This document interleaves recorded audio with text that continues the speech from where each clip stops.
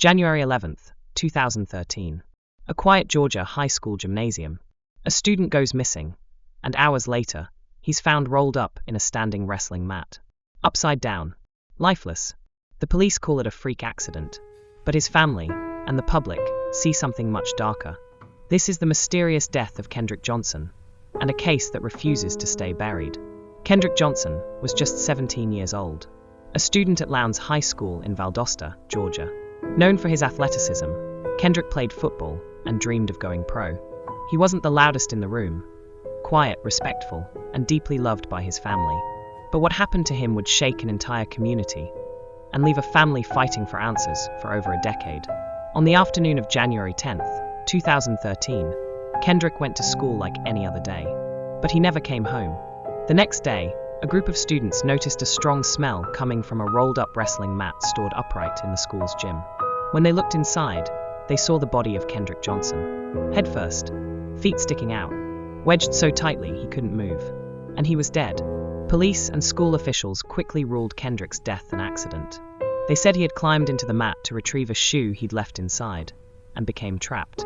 According to the official autopsy, he died from positional asphyxia, meaning he suffocated because of the position his body was in. Case closed, they said, but something didn't add up.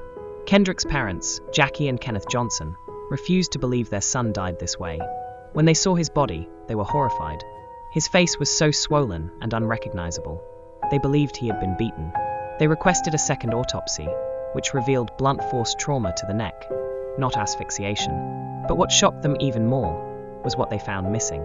Kendrick's internal organs, his brain, his heart, his lungs, were gone. The funeral home had stuffed his body with newspaper. No explanation was ever given for why the organs were missing, or who had removed them. As questions mounted, investigators turned to the school's surveillance footage.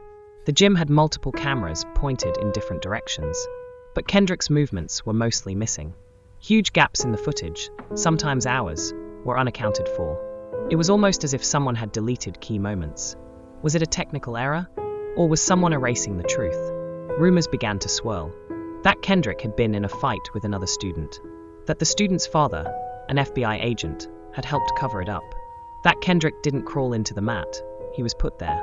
The Johnson family filed a $100 million lawsuit accusing several classmates of murder and accusing local officials of covering it up. But the case was dismissed for lack of evidence.